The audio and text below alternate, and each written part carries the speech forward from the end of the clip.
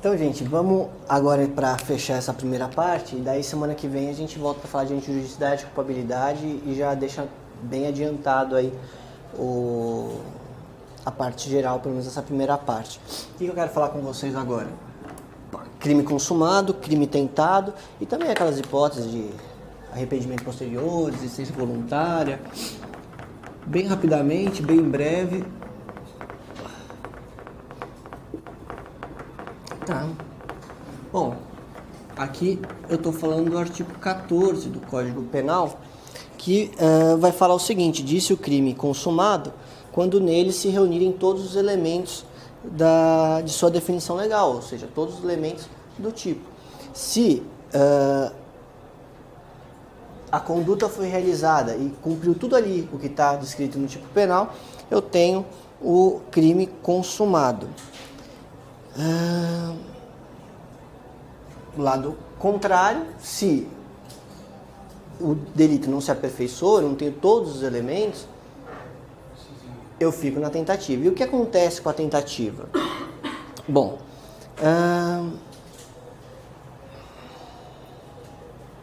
vamos lá. Pro Zaffaroni vai falar que a tentativa é um delito incompleto.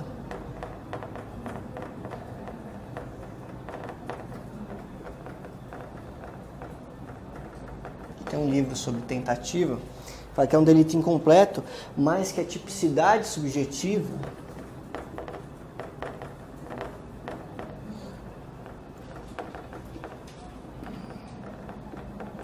é completa. Por que a tipicidade subjetiva é completa? Porque, de fato, o agente quis praticar o resultado, ele quis praticar o crime, né, e todos os elementos do crime, só que ele não conseguiu por circunstâncias alheias à vontade dele, mas o dolo dele estava presente, é completo, certo? Só que por circunstâncias alheias à vontade do agente, o delito não se consumou. Por isso também que os tribunais vão falar que é um tipo subordinado a tentativa, tá? E em razão disso, o que eu vou ter, qual que é a consequência de eu reconhecer que o crime é tentado e não consumado? O que acontece? Isso. Então, diz aqui que é tentado quando iniciada a execução, o crime não se consuma por circunstâncias alheias à vontade do agente. Mas eu reconheci que o crime é tentado. O que acontece? Eu deixo de punir a pessoa, eu puno mesmo assim? O que acontece?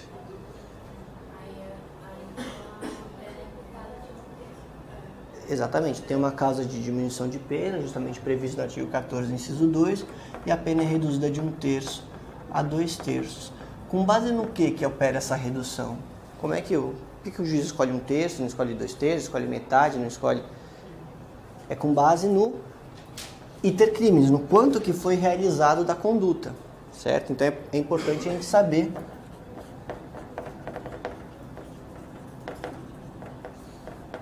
sobre o iter criminis.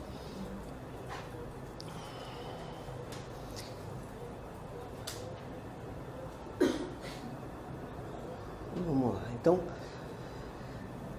quais são iter criminis? Quais são o caminho para eu atingir, que o crime tem que percorrer para atingir a consumação? Então, primeiro eu tenho a etapa de cogitação. Depois eu tenho os atos preparatórios.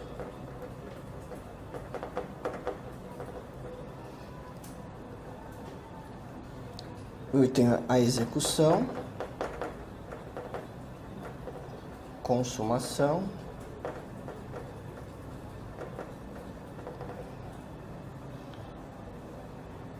e ainda, posteriormente, para alguns ainda teria um exaurimento, que seria uma etapa posterior ao iter criminis, certo?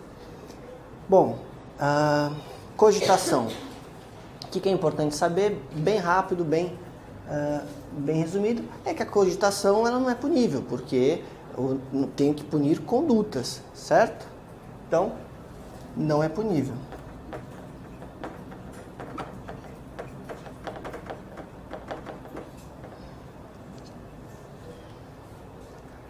Os atos preparatórios são puníveis?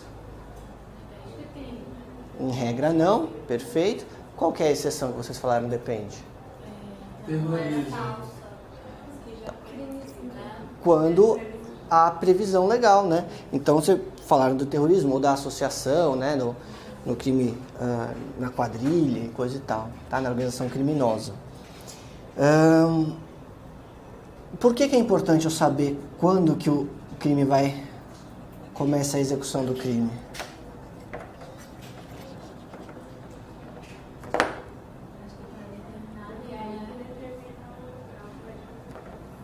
E para começar, né? Porque daí vai determinar se eu vou ter ou não tentativa. Porque o que diz o artigo 14, inciso 2?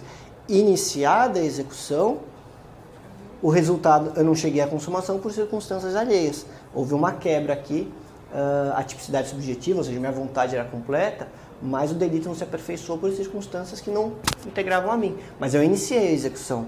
Então, esse é um dado importante. A execução tem que estar iniciada.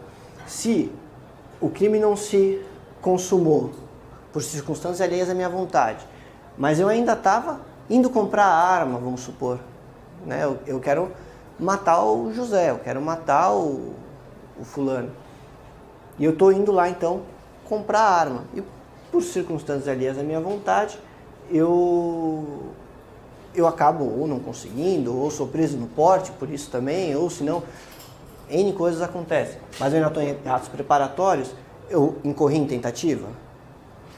Então, só esse cuidado. Se eu estou na fase de atos preparatórios, eu não tenho tentativa ainda que o resultado não tenha ocorrido por circunstâncias alheias à minha vontade, porque eu não iniciei a execução do crime. Lembra que a gente falou na última aula de tipos congruentes e incongruentes? O que é isso? Quem se lembra?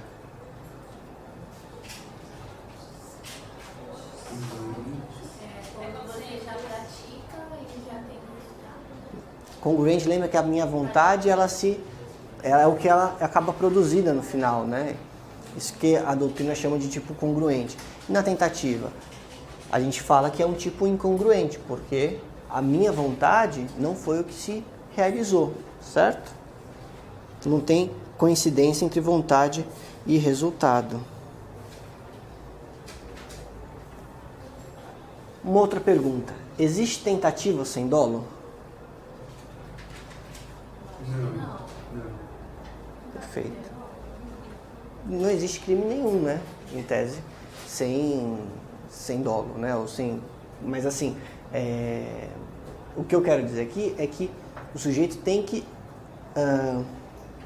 não consigo tentar um crime culposo também. Você entendeu? É isso em outras palavras, estou querendo dizer para vocês. Então, para resumir isso de uma forma bem fácil, 3 são os elementos da tentativa. Eu tenho que iniciar início da execução.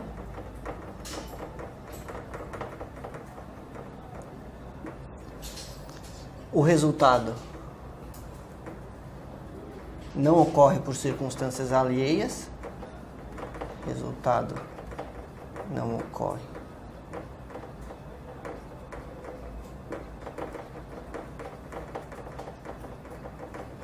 A vontade do agente, e eu preciso também de dolo, tá?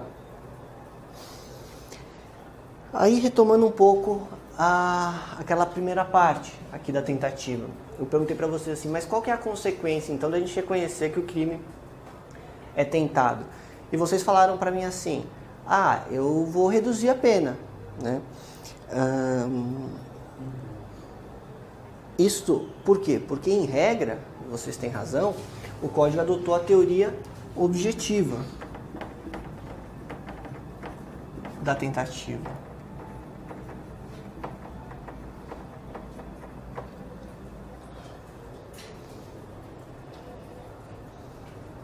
Objetiva por quê? Porque eu vou analisar em relação ao caminho do iter criminis percorrido. Quanto mais próximo eu atingir a consumação, menor vai ser a redução. Quanto mais longe eu estava da consumação, maior vai ser a redução, né? Só que esta é a regra. Mas há exceção a essa regra, e quando que eu tenho essa exceção a essa regra? Nos crimes de atentado. Tá? Por quê? Nos crimes de atentado ou de empreendimento,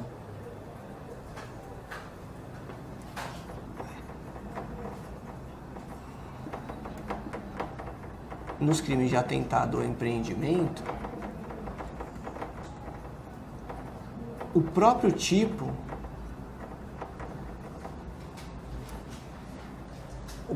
tipo ele já prevê que a tentativa, por isso crime de atentado, é punível da mesma forma que o crime consumado. Então, por exemplo, o artigo 352 do Código Penal vai falar que evadir ou tentar evadir-se, a mera tentativa, tá? Desde que usando de violência, tá? Caracteriza o crime. Então, nesses casos excepcionais de aplicação da teoria subjetiva, o que interessa é a intenção do agente pura e simplesmente, e não necessariamente o resultado. E daí então que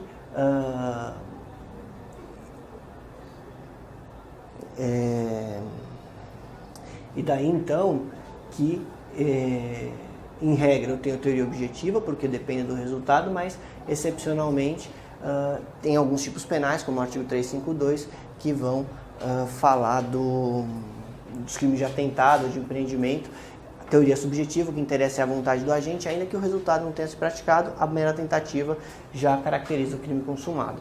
Na execução também tem isso, né? Falta grave, na execução não tem falta grave tentada, certo? Se considera a prática de falta grave, tá? Bom, então eu tenho aqui 9 situações que eu acho bacana a gente tentar memorizar e entender também, que não admitem tentativa. Quando que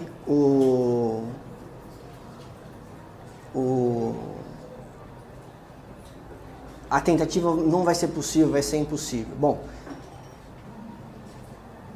quando eu tiver um crime que basta a prática de um único ato, de um único fato, de uma única conduta para eu consumar ele, não tem como eu pratiquei o ato, consumou, então não tem, ou eu pratico e aí é crime, ou eu não pratico e aí não é crime. Não existe uma etapa intermediária de intercrimes aqui entre execução e consumação, certo? Por exemplo, injúria verbal. Uma vez que eu falei, que eu proferi a ofensa, o crime está consumado. Eu não preciso de outros atos para a consumação do crime. Então a gente vai falar que crimes unissubsistentes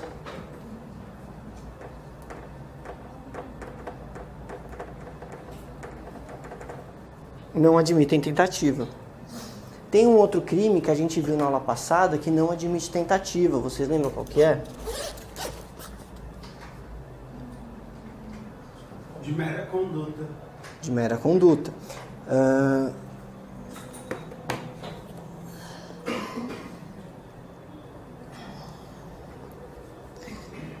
Por que não admite tentativa os delitos de mera conduta?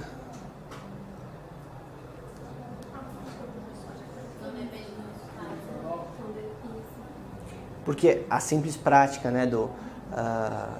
do ato, ele já vai caracterizar o crime. Melhor até do que colocar crimes de mera conduta. Coloquem crimes de perigo abstrato, tá? Por quê? Porque o resultado, ele já é presumido pela norma, né? O risco de lesão a bem jurídico. Então, imagina a situação de dirigir embriagado. O agente, ele não... Não, vai lá. Os crimes unissubsistentes, aqueles que, com apenas a prática de um único ato, já se consumam. A gente tem o exemplo da injúria. Eu posso ofender a pessoa de 500 formas diferentes. Basta a prática de uma única ofensa, de uma única ofensa verbal, tá? E o crime da injúria se consuma. Percebe? O crime de injúria pode também ser plurissubsistente. Eu posso eventualmente praticar por outra forma que não é verbal. Posso praticar por escrito, por exemplo. E aí vão ser vários atos. Eu vou ter que escrever, vou ter que publicar, vai ter que... né? Então, nesse caso, é um crime de plurissubsistente. Se na execução, por alguma razão, a mensagem não é proferida, a carta que eu escrevi com a injúria não chega e tal, não toma conhecimento, há uma tentativa. Mas na injúria verbal, quando eu falo, não tem outro ato, basta falar, né? Então, os crimes de mera conduta são insuficientes? Não. Vamos pensar aqui. Eu posso pensar com mais calma depois, porque realmente, em princípio, me parece que sim, né? Você poderia falar que crimes de mera conduta, ao menos em regra, são unissubsistentes, tá? Mas eu preciso pensar se não tem alguma outra coisa. A gente viu os crimes de perigo abstrato, né? Que a gente estava retomando aqui, por exemplo, embriaguez e coisa e tal. Mas a gente viu também os crimes de omissão própria, vocês se recordam na aula passada? Não dá para eu... Ou eu presto socorro ou eu não presto, não tem, né? Ainda que eu não consiga, não precise atingir o resultado ou não. Na omissão, no comissivo por omissão, né? Na omissão pura, imprópria, aí sim eu posso ter tentativa, porque eu tenho a questão de evitar o resultado. Na omissão própria, não.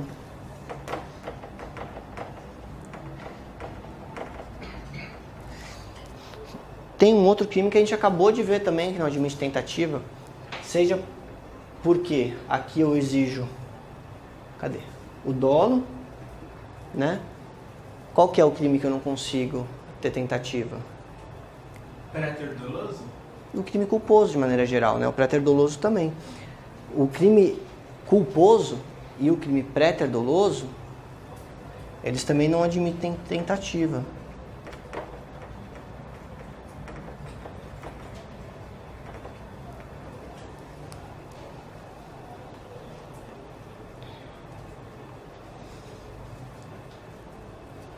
Outro crime que não, na verdade não é crime, né? Mas outra espécie que não admite tentativa são as contravenções penais. Por quê? Isso por expressa previsão legal. O artigo 4º da Lei de Contravenções vai falar que a tentativa na contravenção não é punível.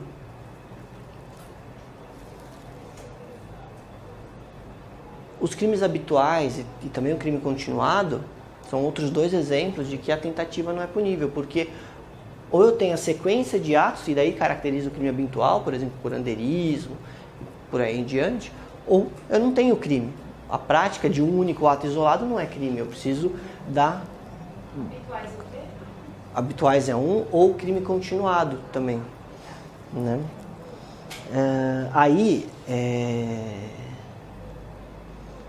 E por fim, cadê onde a gente... Aqui.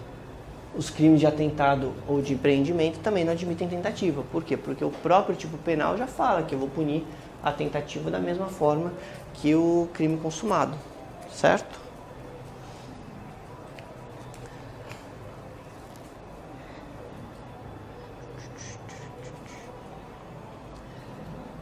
Bom, desistência voluntária e arrependimento eficaz.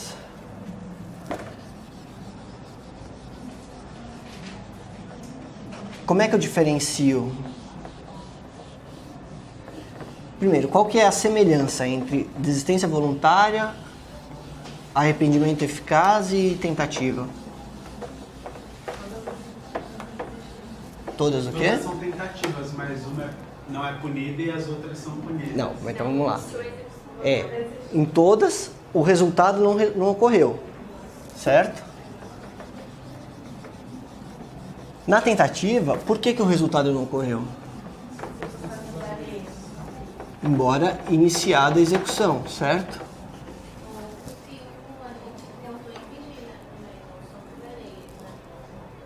Mas é contra a minha vontade, né? Vamos dizer assim, por isso que é alheio. Eu digo assim, quando ele vai ajudar a vítima, não é alheia, né? Então, mas aí não é tentativa, é justamente esse ponto. Então, vamos lá, essa é a diferenciação. Tanto na tentativa, quanto na desistência voluntária ou no arrependimento eficaz, então eu estou no artigo 14 e no artigo 15. Tá? Nesses três nessas 3 hipóteses, o resultado ele não chega a ocorrer.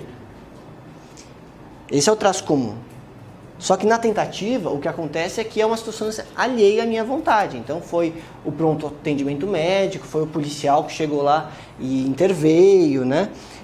Enquanto que na desistência voluntária é o próprio agente que abandonou a execução do ato. Então imagina que a pessoa chega, pega uma faca e fala assim, eu vou te matar. Aí, quer saber? Não vou mais, desculpa, foi sem pensar, tal, não sei o que, guarda a faca e vai embora. Foi uma circunstância alheia à vontade dela? Não, ela mesma, né?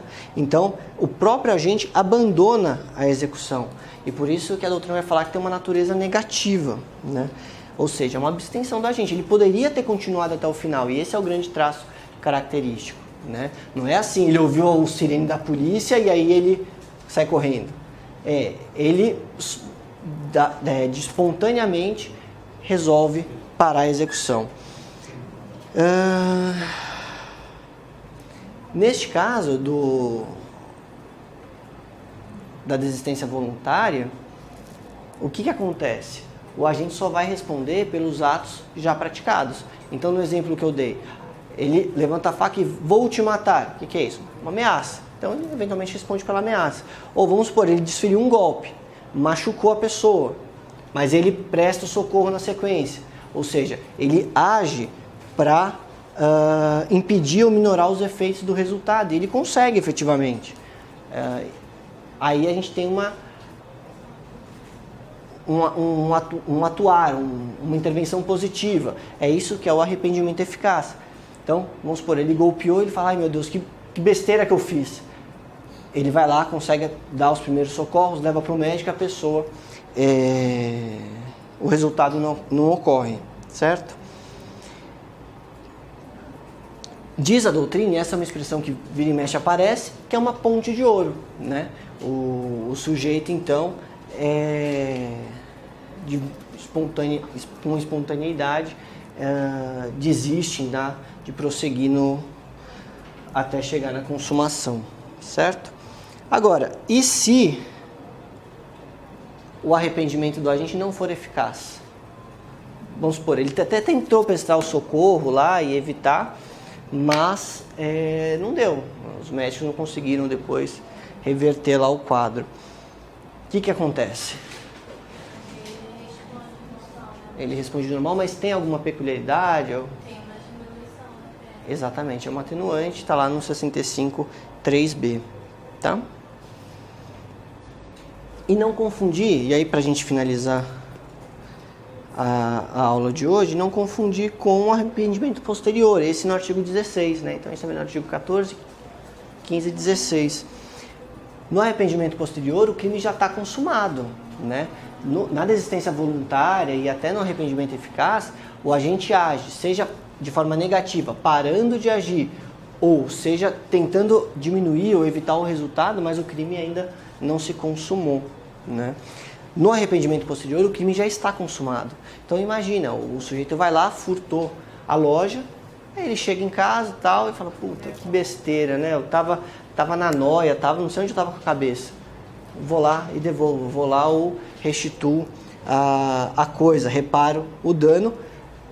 Neste caso, eu vou também ter uma causa de diminuição de pena, mas eu tenho uma outra condição.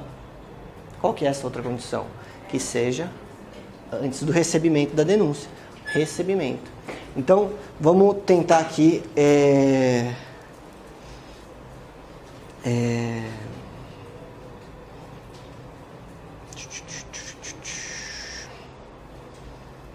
tentar sistematizar esses 4 institutos.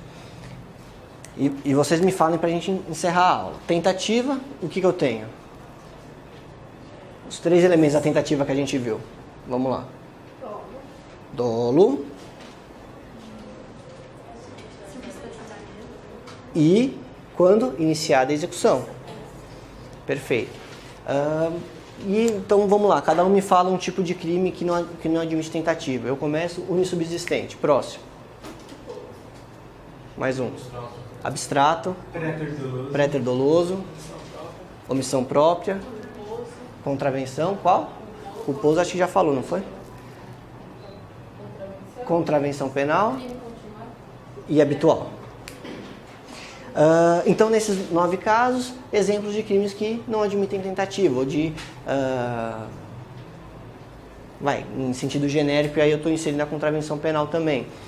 Bom, mas aqui então eu tenho iniciada a execução, circunstâncias alheias e dolo. Na desistência voluntária e no arrependimento eficaz, eu também tenho a execução iniciada, correto? E o resultado não acontecendo. Só que não é se por circunstância alheia à minha vontade. Na desistência voluntária, o que eu tenho? Um não fazer do agente. Ele começa a execução e para. E no arrependimento eficaz, ele até começou, o delito não atingiu a consumação. A pessoa não morreu e a consumação do crime de homicídio ocorre com a morte, certo?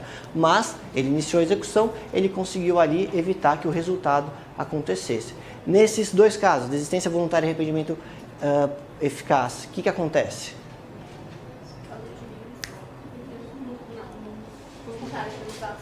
Exatamente, certo? Então não confundam tentativa com os outros 2, a consequência jurídica é diferente. Há uma mutação do dolo, é a ponte de ouro, lembra? O sujeito ele poderia ter ido até o fim, mas por vontade própria não foi. E para terminar, o arrependimento posterior, primeiro, todo crime admite? Só quais crimes? Violência ou grave ameaça, isso é importante. E o crime, qual que é a diferença do arrependimento posterior para a tentativa? O crime já está consumado aqui, né? O arrependimento posterior para o arrependimento eficaz, o crime já está consumado. E aí vai ter a causa de redução de pena de 1/3 a 2/3. Lembrando só que tem algumas exceçõezinhas, né? Então, isso é sempre? Não, essa é a regra. Mas, por exemplo, nos tributários, por quê? Porque o arrependimento posterior é até, como os colegas lembraram, o recebimento da denúncia. Recebeu a denúncia, não vai mais ter a causa de diminuição de pena. Mas alguns tipos penais, alguns crimes, têm uma solução diversa. Por exemplo, os crimes tributários, o pagamento da dívida em qualquer fase exclui a tipicidade. Qualquer fase. E o parcelamento suspende? Também, e o parcelamento suspende, né? Mas veja, é uma hipótese, seria assim, grosso modo, um arrependimento posterior. O crime está praticado, já está consumado, né? Só que aqui eu não aplico a regra geral do artigo 16, eu aplico as disposições. Ou na composição civil dos danos, do GCRIM também, né? Depois do recebimento é feita a composição e se implica em renúncia, por exemplo, mesmo que já posterior. Oi. Acho que tem uma súmula nesse sentido falando sobre cheque. Acho que é a 564, não é isso? Acho que é. De cabeça, alguém puder conferir depois para mim, mas é justamente isso. O que diz essa súmula? Que se houver o pagamento do cheque, extingue-se a punibilidade. Do STJ? 564, acho que do STF. Do STF, né? Mas, salvo engano, também é antes do recebimento da denúncia.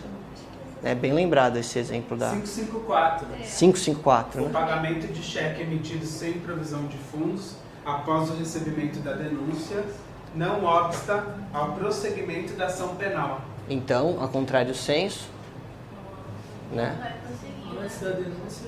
Obsta, né? Mas essa é a 554, mas tá.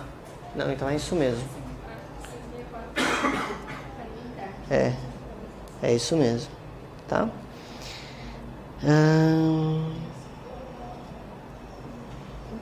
Tá bom. Aí, gente, eu tô deixando o material aqui para vocês. Tem algumas outras coisinhas lá de crime impossível também. Peço que depois vocês deem uma olhada, né? E a minha ideia então é voltar na sexta-feira que vem pra gente falar de antijuridicidade, culpabilidade, e aí meio que já fecha uma base boa aí pra vocês irem pra prova daqui a um mês mais ou menos. Beleza, gente? Obrigado demais aí pela atenção. Valeu.